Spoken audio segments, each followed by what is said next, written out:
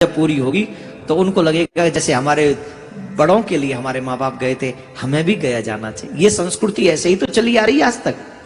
कौन से pen drive में रखा था संभाल के जो आपने देख ली और प्रकट हो गई? बोलो, किसी पेन ड्राइव में रखा, कंप्यूटर में सेव था? ऐसे ही आज तक बची हुई है। हमारे पूर्वजों ने किए, हमने देखा, हम आ गए, हम आते हुए देखेंगे, हमारे बच्चे देखेंगे, वो आ जाएंगे, फिर वो और आ जाएंगे, फिर और आएंगे। ये क्रम कभी समाप्त नहीं होना चाहिए। ये क्रम कभी।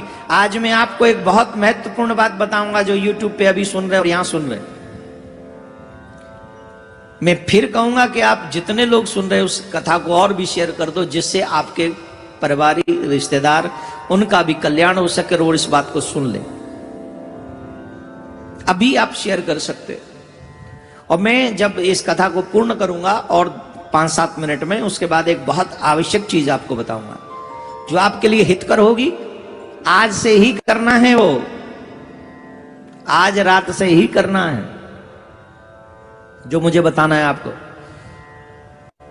जो यहां आए आपको कुछ नहीं करना है, आप तो बस वही करो जिसके लिए आए हो।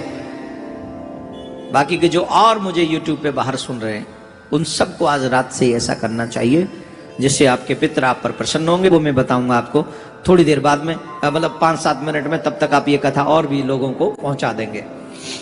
क्या कह रहे थे हम? आत्मदेव रो रहे थे। गौकर्ण जी महाराज आए। गौकर्ण जी महाराज ने पूछा, गौकर्ण जी जो गाय से पैदा हुए, उनके कान गौ जैसे थे इसलिए उनका नाम गौकर्ण। वो बड़े धार्मिक थे, बहुत अच्छे थे, बहुत अच्छे थे। वो जैसे संत होते वैसे ही थे, लेकिन वो ऐसे नहीं थे। कौन? धुंधकारी। वो अलग ही दुनिया के व्यक्ति थे। उनका तो गुण सुन ही लिया आपने। तो आत्मदेव जब पहुंचे तो आत्मदेव ने पूछा, पिताजी आप क्यों रो रहे हो? बोले तुम्हारे भाई की वजह से। इतना दुष्ट है? बोले भाई की वजह से नहीं, अपनी वजह से रो रहे हो आप मोह के कारण रो रहे हो। देहिस्तमास रुद्रे अभिमत त्यजत्वम जाया सुता दिशु सदा ममता विमुच्च पश्या निशम जगदिदम क्षणभंगुनिष्टम वैराग्य राग रसको भव भक्ति निष्ठ धर्म भजस्व ततम तजलोक धर्मान सेवस्व साध पुरुषान जहि काम तृष्णा अन्यस्य दोष गुण चिंतन मास मुक्तवा सेवा कथा रसमहो नितराम पिबत्वम। पिताजी, यह शरीर हड्डी और मांस और रुधिर का पिंड है। किसका? इस शरीर से बड़ा अटैचमेंट है ना। जितना भी वर्क 24 घंटे में होता है वो सब 80% शरीर के लिए होता है। हाँ या ना? कपड़े किसके लिए? जोर से बोलो। कपड़े किसके लिए? भोजन किसके लिए? नौकरी किसके लिए? काम किसके लिए?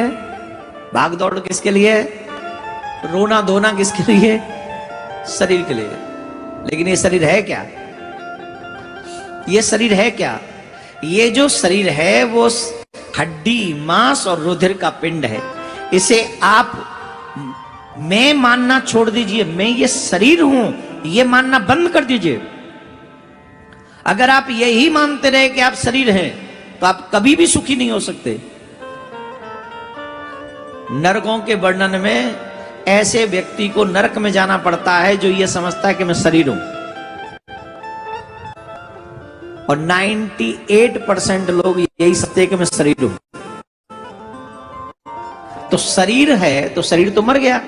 ये जो क्वेश्चन करते हैं ना, ये पंडित जी लोग क्या बताते हैं कि मरने के बाद नरक भोगने पड़ते हैं। जब यहां मर गए तो नरक किसको भोगने पड़ेंगे? अरे उसी को भोगने पड़ेंगे जो ये समझते हैं कि मैं शरीर हूं। वास्तविकता यह है कि आप शरीर नहीं हो। आप ये जो शरीर है, आप ऐसे समझो सारथी कौन है? वो रथी कौन है? रथ में रथी कौन है? रथ का मालिक नहीं है, रथी रथ का मालिक है। इस शरीर में आत्मा की वही स्थिति है जैसे रथ में रथी की। जैसे गाड़ी का मालिक गाड़ी में बैठा हुआ है, गाड़ी नहीं है वो, मालिक गाड़ी नहीं है, लेकिन मालिक गाड़ी में बैठा हुआ है। अब बताओ गाड़ी का कोई अस्तित्व है मालिक के बिना? जवाब दो। गाड़ी का महत्व कब है? जब मालिक उसमें हो, उसे खरीदे, उसे परचेज करे, उसे लाए, चलाए, तब तो उस गाड़ी का महत्व है। तो जैसे रथ का मालिक होता है, वैसे ही आत्मा शरीर की। और जब लगता है कि गाड़ी पुरानी हो गई, मालिक कहता है हटाओ इसे, दूसरी लाते, छोड़ दिया, तो वो मर गया। लोगों ने कह दिया वो मर गया। वो नहीं मरा, शरीर मर गया। मतलब गाड़ी मर गई, मतलब रथ टूट गया, बेकार हो गया। रथ किसी काम का नहीं रहा। क्यों नहीं रहा? क्योंकि उसमें से रथ ही निकल के चला गया, उसका स्वामी आ गया। तो आपने, जिन्होंने भी अभी तक अपने आप को शरीर समझा है, वो सब नरकगामी। लेकिन जो शरीर के भीतर उतर गए, वो सब ठाकुर की कृपा पात्र हैं।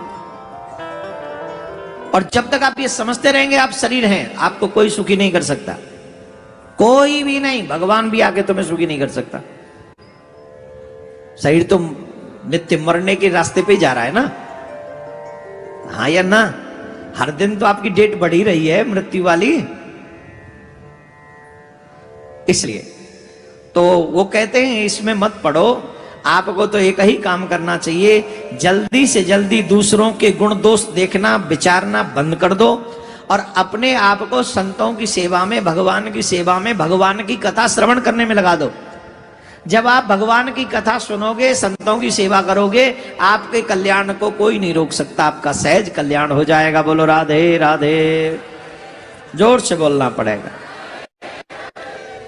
आत्मदेव ने अपने बेटे की बात मानकर घर छोड़ दिया और उनका कल्याण हो गया, उनका कल्याण हो गया। धुंधली को भी प्राण त्यागने पड़े धुंधकारी की वजह से।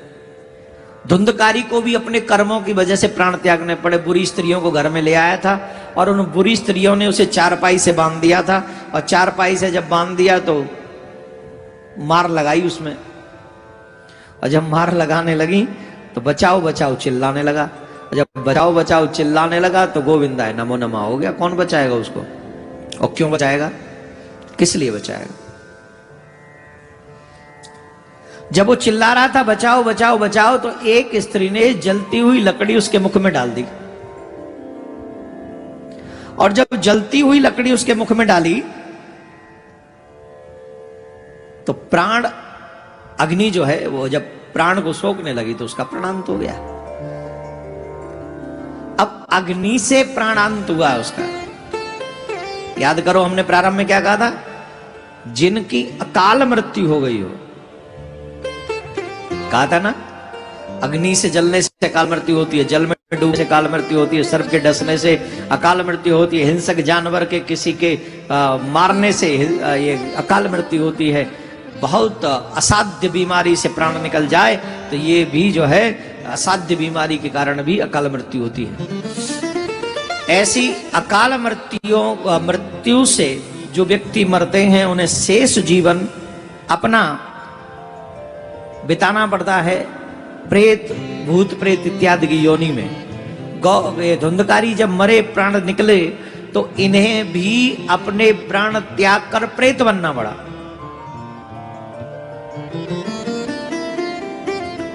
और जब प्राण त्याग कर प्रेत बनना पड़ा तो गोकर्ण जी महाराज को जब पता चला तो गोकर्ण जी महाराज से कहने लगा कि भाई मैं आपका भाई हूं, कुछ भी करके मेरा कल्याण करो, मेरा उद्धार करो, मेरा उद्धार हो जाए ऐसी कृपा करो।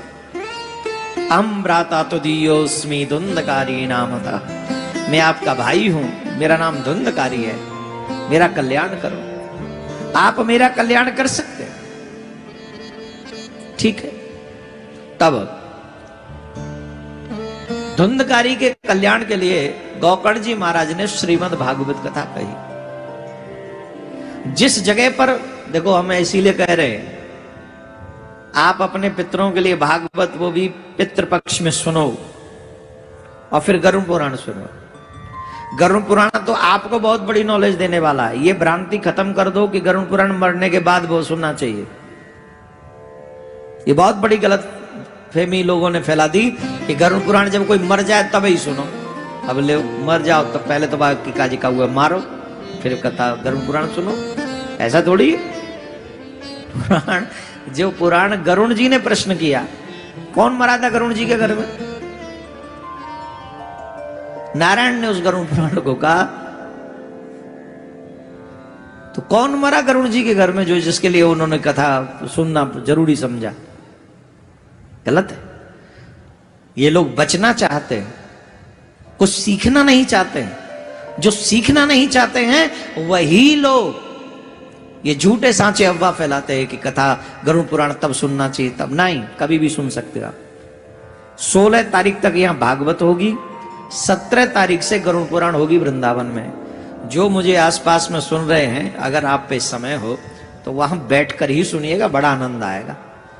और बाकी के आप लोग सब हमारे साथ 16 दिन की यात्रा पे हैं, यूट्यूब के माध्यम से अपने पितरों की प्रसन्नता प्राप्त करने के लिए अवश्य सुनते रहिए। अभी सुनिए,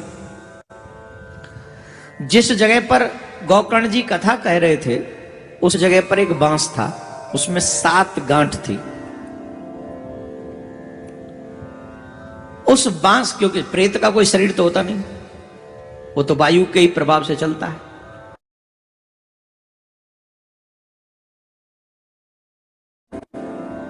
पहले दिन कथा हुई तो उसकी एक बांस की पहली गांठ फट गई। दूसरे दिन की कथा पूरी हुई, उसकी दूसरी गांठ फट गई। ऐसे ही हर दिन कथा पूरी होती रही और उस बांस के एक दिन 2 पल्ले हुए। 7वें दिन 2 पल्लों में वो बट गया और 2 पल्लों में बटकर उसमें से एक दिव्य पुरुष निकला। जैसे ये दिव्य पुरुष प्रकट हुआ उसी समय आकाश से एक विमान आया, आकाश से विमान आया। और जब विमान आया, उस विमान में उसको आने के लिए कहा तो सब लोगों ने समझा कि भगवान का कोई दूत है। सबने प्रणाम किया। उन्होंने कहा नहीं, हमें प्रणाम मत करो, हम भगवान के दूत नहीं है, ये तो भागवत की कृपा है कि भागवत कृपा से हमने भागवत जब सुन ली तो हमें ये प्रभाव हुआ है कि हम जैसा पापी जो धुंधकारी हूं मैं, भागवत के प्रभाव ने मुझे ऐसा पवित्र बना दिया, मैं धुंधकारी हूं। और भागवत श्रवण करने से आकाश से विमान आए, मैं इसमें जा रहा हूं। तो गोकर्ण जी महाराज ने पूछा, महाराज आपने आप विमान लेके आए वो तो अच्छी बात है, पर हमको एक बात समझ में नहीं आई, भगवान के यहां 2 प्रकार के भेद कैसे हो गए? कैसे? बोले जब कथा एक है और एक ही कथा सबने सुनी तो 2 फल कैसे हो सकते हैं? भाई कथा एक सुनने वालों ने सुनी, सबने एक ही कथा, तो फल भी एक ही होना चाहिए। बोले कैसे? 2 भेद कैसे? बोले इसलिए कि एक के लिए विमान आया, बाकी की कुछ भी नहीं। ऐसा क्यों? विष्णु पार्षदों ने कहा महाराज आप जो कह रहे वो सही है, पर एक बात समझिए, श्रवण मात्रेण भेदस्य, कथा तो एक ही है लेकिन कथा में भेद है। श्रवण में, किसमें? किसी ने सुना मेरे पितरों का कल्याण हो जाए, किसी ने कहा मेरे घर में कोई पुत्र नहीं वो हो जाए, कोई कह रहा है कि मेरा काम ठीक से नहीं चलता वो चल जाए, कोई कह रहा है मेरे बड़ी बीमारियां लगी हुई वो सही हो जाए। तो जिसने जिस भावना को लेकर कथा को सुना है उसकी वो भावना पूरी हुई है। जिस मनोभाव से आप कथा सुनेंगे आपका वही भाव पूर्ण होगा। समझ में आ गई कि नहीं आई बात? धुंधकारी ने मात्र अपने कल्याण को लेकर भागवत कथा सुनी तो उनका कल्याण हो गया, उनके लिए विमान आया। आप भी यही समझ लीजिए, अगर आप आज ये मनोरथ कर रहे हैं कल वो मनोरथ कर लेंगे तो आपका कोई मनोरथ पूरा नहीं होगा। यही तो करते हैं, आज आके बैठ गए बोले हमें तो ये मिल जाए, कल आगे वो मनोरथ ही चेंज कर दिया, हमें वो मिल जाए, परसों फिर कथा में सुनने अच्छा ये मिलता है, भगवान हमें यही दे दो। 7वें दिन तक कंफ्यूजन ही रहता चाहिए, हमें भगवान से चाहिए क्या? और कंफ्यूजन में कुछ डिसाइड कर नहीं पाते तो भगवान भी कहते तो कंफ्यूजन में ही रह बेटा। ऐसा नहीं, पहले ही दिन कोई एक मनोरथ बनाओ और उसी मनोरथ को परमानेंट रखो। डिसबैलेंस मत हो, रिक्वायरमेंट चेंज मत करो बीच बीच में। आज आप जिस मनोरथ से कथा सुन रहे हैं वही मनोरथ 7वें दिन भी होना चाहिए। और इस कथा का एक ही मनोरथ होना चाहिए, पितरों की मुक्ति, और कोई मनोरथ नहीं। आपके पितरों की मुक्ति अगर इस कथा से होती है, होगी। आप लोग जो गया में आए हुए हैं ना बाहर से, मुझे पता है काफी लोग बाहर से आए हैं और काफी दिन तक रहने वाले हैं यहाँ, क्योंकि अधिकांश आने वाले लोग 17 दिन 16-17 दिन रहते हैं यहाँ। आप लोगों का सौभाग्य है आपके शहर में कथा सुनना और कराना, जो कि कई लोग कथा करा के आए। हमारे अंबिकापुर के भी जजमान आके बैठे हैं यहाँ, जिन्होंने वहां पर भागवत कथा कराई अपने पितरों के लिए, और यहां भी बैठे। हर दिन कथा सुनिए। आज और कल का समय चेंज रहा, कल भी 4 बजे से ही रहेगी कथा, 3:30 बजे से, लेकिन परसों से चेंज होगा, सुबह मॉर्निंग टाइम रहेगा। आप जो पितरों की पूजा कर रहे हैं, या तो 10 बजे से पहले पहले करके आ जाइए, अथवा कथा पूरी हो जाए उसके बाद सारा दिन पड़ा है वो भी आप कर सकते हैं। मैं बता रहा था आपको, यहाँ पे एक वीडियो मैंने अभी बनाया, जो अभी थोड़ी देर में वो डाल देंगे या डाल दिया होगा, आई डोंट नो। आपकी जो अभी सुन रहे कथा में सुनवा दूं, आप सुन लीजिए। गया में पिंडदान रात में भी कर सकते हैं, कोई सीमा नहीं। जब आपका मन करे तब गया में पिंड, जब पहुंच जाओ गया तब पिंडदान करो, बस गया में पिंडदान हो जाए। और इसी को कहते time management is life management. आप अगर यहां पितरों के लिए आए हो तो ये कथा भी, भागवत भी पितरों को समर्पित करो, और इस कथा को नियम से सुनो कि मुझे ये कथा छोड़नी नहीं, पितरों के लिए सुननी। और नियम से कथा सुनकर पितरों को इसका पुण्य अर्पण 7वें दिन कर दो। आपके पितर वहां सुखी होंगे और आप यहां पृथ्वी लोक पे सुखी होगे। जब तक यहां रहोगे सब कुछ प्राप्त होगा। और कुछ मत मांगना, और कुछ मांग ले तो गड़बड़ हो जाएगा बीच में। डबल माइंडेड नहीं होना, एक ही माइंडेड के पितरों की मुक्ति के लिए हम ये कथा सुन रहे हैं। आपके पितर प्रसन्न हो गए तो आपके घर में जो अभी तक अड़चने आ रही है ना जीवन में, सब खत्म कर देंगे वो। एक बात जो मैं अभी बता, खैर वो धुंधकारी का कल्याण हो गया, भागवत सुनने से ये प्रसंग पूरा कर देते, क्योंकि आपको भी घर जाना होगा, पितरों के नाम से भजन करना होगा। किया है कि नहीं? भजन भी करना, थोड़ा बहुत 2-4 मालाएं भी देते रहो, उनको फल मिलता रहे उन्हें। ठीक, अभी सुनो, हम एक बात बताने जा रहे थे, ये सुन लें। आज जितने भी YouTube पे सुन रहे हैं और यहां सुन रहे हैं, यहां जो सुन रहे हैं वो अपने घर पे जाके फोन कर देना कि ऐसा करना ही है तुम्हें। पूछो क्या करना है, पूछो। ऐसे नहीं, थोड़ा का बाबू हमको डरा रहे हो का, थोड़ा प्यार से ना पूछेंगे। बोले महाराज हमको क्या करना है? जी हम बता रहा हूं, आपको ये करना है, एक मिट्टी का कलश भरकर रसोई के दक्षिण कोने में रखना है। उसे पूरा ढकना नहीं है, याद रखें। थोड़ा सा खुला हुआ छोड़ देना, थोड़ा सा। वैसे हमने पूरा बोला, ये एक वीडियो है इसका, आप चाहे तो YouTube पे सुन लें उसे। जो नहीं सुन पा रहे वो अभी सुन लें। एक मिट्टी का मटका भरकर ऊपर से ढक्कन से उसे आधा ढककर, पूरा नहीं आधा ढककर उसे भरकर रात्रि में रख दें। सुबह उस जल को किसी पेड़ में, पौधे में, कहीं भी उसको चढ़ा दें। एवरीडे पितृपक्ष में आपको यह करना है। दूसरा, एक दीपक उसी कलश के पास जला के दक्षिण दिशा की ओर मुंह कर देना है। बहुत से कहे सारी रात जला सकते हैं, सारी रात भी जला सकते हैं, नहीं तो एक दीपक जितनी देर भी जल सके उतनी देर दक्षिण दिशा की तरफ मुंह करके उसको जला देना है एवरीडे पितृपक्ष में। दूसरा, ये तीसरा, लोहे के बर्तनों का इस्तेमाल पितरों के लिए कदापि न करें। स्टील के बर्तनों का इस्तेमाल कदापि न करें पितरों के लिए। और ना ही ब्राह्मणों को स्टील के बर्तनों में जिमाएं, ना ही चीनी बर्तनों में ब्राह्मणों को जिमाएं। आज इसलिए बोल रहा हूं, वैसे ये वीडियो डाल दिया होगा, नहीं डाला होगा तो कितने डालेंगे, बोल तो मैंने बहुत दिया है, ये भी कितने डालेंगे, क्योंकि आप लोग देखने का समय आप पे भी तो होना चाहिए। आप भी तो घने VIP हो, अपना भी कल्याण कहां करवाने की इच्छा आपकी, तो आप भी कम समय में सब चाहते हो। स्टील के बर्तनों में अगर आपने भोजन करा दिया तो आपके पितर फिर रुष्ट हो जाएंगे। ले करवा दिया स्यापा। अब तक तो यही करते आ रहे हैं हम। चीनी बर्तन जो प्लेट होती है ना, टन टन करने वाली, कभी शुद्ध ही नहीं होती, आप उनमें ब्राह्मणों को जिमा देते हो, उन्हीं में पितरों के लिए रोटी निकाल देते हो, कभी प्रसन्न नहीं होंगे पितर आपके। इसीलिए कथाकारों को सुनना चाहिए, इसीलिए गुरुजनों के साथ बैठकर धर्म की नॉलेज बढ़ानी चाहिए। अपने मन के मुताबिक करोगे, कर वही रहे हो, लेकिन तरीके से गलत हो गया और वो गड़बड़ हो गया, फल भी बुरा हो गया। ऑलमोस्ट सभी घरों में स्टील के बर्तनों में ब्राह्मण देवता को भोजन हो रहा है, या फिर चीनी बर्तनों में वो जो आ रही टनाटन वाली करते हैं, टन टन करने वाली, उसमें क्या करें महाराज। ओनली पत्तल, लोहे की कढ़ाई में भी भोजन न बनाएं, पितरों के लिए निवेदन।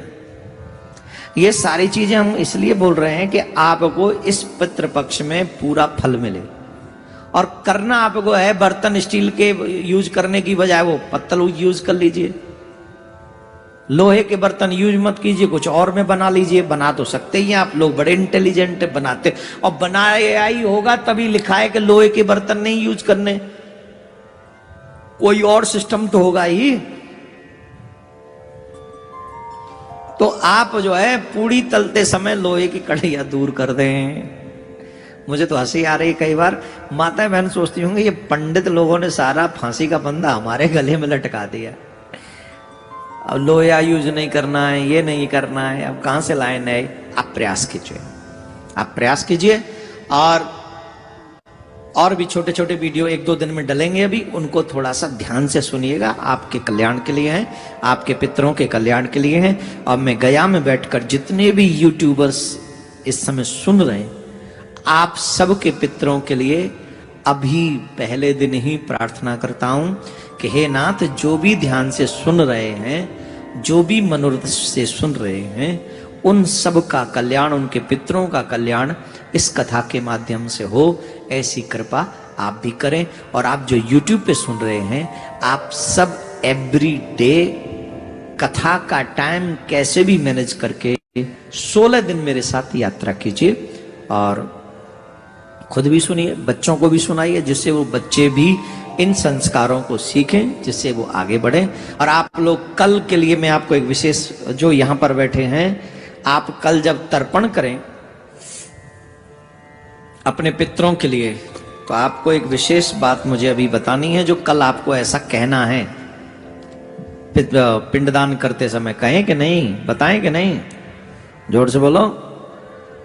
हाँ महाराज बताइए। तो सुनिए भक्तों, हम आपको बता रहे हैं, बहुत आवश्यक है। कल जब आप ऐसा तर्पण जब आप कर देंगे, उस समय हमें भगवान से एक प्रार्थना करनी चाहिए, और भगवान से ये कहना चाहिए कि प्रभु, ध्यान से सुनो, एक एक शब्द याद कर लो, चाहे नोट कर लो, रिकॉर्ड कर लो, चाहे सभी रात भर सुनना और सुबह यही बोलना। जब, क्योंकि जो यहां आए हैं वो तर्पण करेंगे ना, तो जिस समय पिंडदान आप अपने पितरों के लिए करेंगे, उस समय ये बोलना परम आवश्यक है, परम आवश्यक। हे जनार्दन, मैं आपके हाथ में पिंड दे रहा हूं। यही भावना अपने मन में करनी चाहिए कि हम ये पिंडदान भगवान जनार्दन नारायण के हाथ में दे रहे हैं। तब पिंडदान कहे, तब पिंडदाता कहे, हे जनार्दन, मैंने आपके हाथों में पिंड दिया है। जब मैं परलोक जाऊं, तब इस पिंडदान के प्रभाव से मैं पितरों के साथ अक्षय फल भोगूं। मैं पितरों के साथ अक्षय फल भोगूं। इस प्रकार जीते जी अपने उद्धारार्थ, अपने उद्धार के लिए पिंडदान करने से मानव पितृ लोगों के सात ब्रह्मलोक को चला जाता है, ऐसी प्रार्थना करने पर। प्रार्थना क्या करनी है? हे जनार्दन, मैं ये पिंड आपके हाथ में दे रहा हूं, जिस समय मैं आपके धाम आऊं उस समय मैं अपने पितरों के साथ जो इसका फल है, अक्षय फल है, जो कभी क्षय होता ही नहीं, उसका फल मैं भोगूं। ऐसा कह के वो पिंडदान करना चाहिए। यही सोच करके मैं पिंड नारायण के हाथ में दे रहा हूं, अब वो नारायण पितरों को देंगे और उसका फल हमें भी देंगे। इस भाव के साथ आपको कल जो पिंडदान करेंगे यहां पर लोग उपस्थित, वो इस भाव को अवश्य भगवान के आगे प्रस्तुत करेंगे। आइए अपनी वाणी को हम विश्राम दें, उससे पहले एक संदेश 1 मिनट का सुन लें, उसके बाद में आरती करेंगे और प्रेम पूर्वक भागवत को नमन करते हुए क्रम याद रखें। कल और 4 बजे से कथा होगी, परसों से सुबह 9:30 बजे कथा प्रारंभ हो जाएगी। आप अपना टाइम मैनेज करें। और जो यहां से कौन कौन है लोकल गया से? भाई क्या बात है, हम आप ही के लिए तो नहीं आए कहीं, आप लोग हमारे मथुरा वृंदावन आते नहीं, इसलिए हम शायद चले आए। तो आप लोग भी कल से बड़ी संख्या में पहुंचे और सबको बताएं जो आपके आसपास के लोग हैं। अभी 1 मिनट और बैठे रहे बाबा जी, बाबा जी 1 मिनट और, जब तक आरती न हुआ करे न जाए। तो आप अपने लोगों में भी बताएं सबको कि आप लोग पहुंचे और कथा को श्रवण करें। राधे राधे। बोल वृंदावन बिहारी लाल की।